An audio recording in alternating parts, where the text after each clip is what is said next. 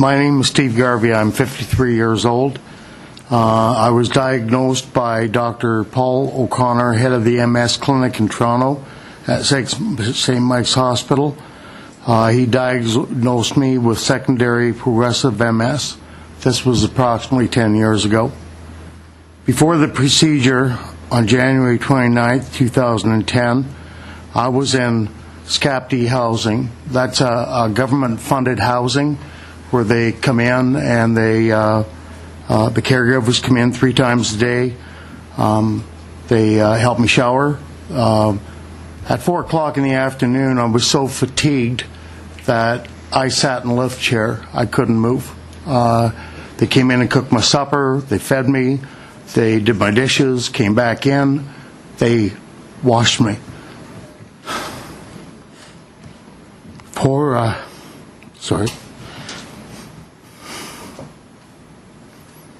People have pride. I had none. My life was taken away from me. These people gave it back. I don't know how you can put a weight on that. I really don't know how you can put a weight on that. I'm a human being. Sorry. They helped me shop for groceries. They cleaned my apartment. I'm a very self-motivated person. Having these things done for me is worse than a jail sentence. I was unable to walk without the use of an aid, a rolling aid or an electric wheelchair. As a man, that part of me was no more. I couldn't share my love with the person that I loved because I couldn't. That was taken away from me by MS, made me totally dysfunctional. I took antidepressants that helped me get through my life. I don't have this thought written down, but I'll tell you right now, I tried to commit suicide twice in the early stages. It wasn't selfish. It was trying to make sure my girls, my 3 daughters, didn't have to go through this. Pride does that to people, and there's a lot of people that die every year because of this. That's the time it's so important. I've been 6 months fixed. In that 6 months, I'd like to know how many people have died needlessly. How many people have had more disability because of what happened, with the MS.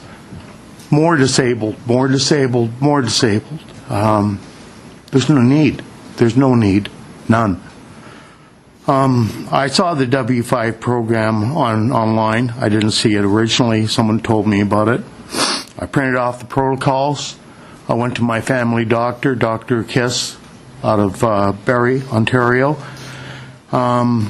We discussed the block Doppler that they were talking about. I wanted to find out if I had that venous insufficiency. She was good enough to book me immediately to Dr. McDonald's clinic where they did the Doppler scan. There's no pain involved with that. A little goop on your neck and they can show you what's what along the way. And they know exactly what they're doing. They were good enough to book me an appointment with Dr. McDonald. I went in and saw him. My jugulars were unquestionably blocked. If you look at the image, you can see that. That's my left jugular before the operation. I'm sorry for calling it an operation. It's not. It's a 45-minute procedure, painless, life-giving. It gave me back what I lost. And I can't thank them enough for that.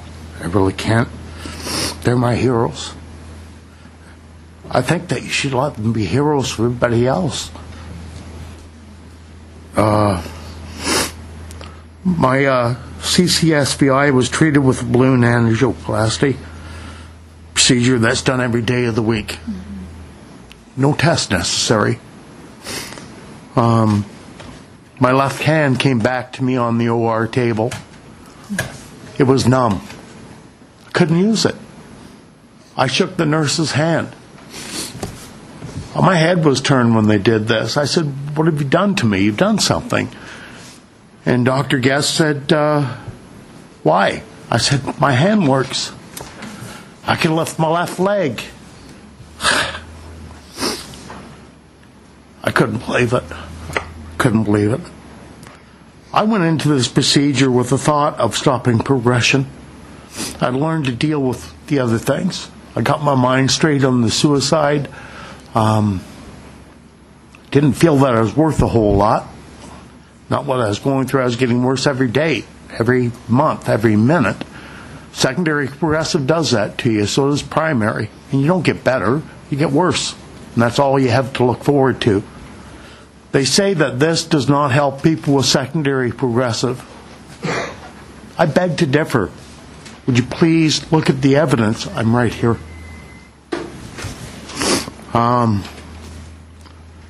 I have no need for the care anymore. I left that apartment 3 months ago. I washed myself. I cook my own dinner. I can live my life. The housing is gone. I'll leave that apartment at the end of July. I've left it 3 months ago. I haven't been there except for to move stuff. Dr. McDonald called me and asked me to come here along with you. Mr. Garvie, you yeah. know, I'm not trying to be rude, but I've given you 2 extra minutes, Okay. and what I'm trying to do is get presentations that are so important, Yep. and yours is very compelling. Could you just please so kind to I sure wrap it up can. now? Okay. Please take the obstacles out of the way. Everybody deserves to have a life. Yeah. And with Thank a you. simple angioplasty, that can be done. And I thank you very much for hearing me.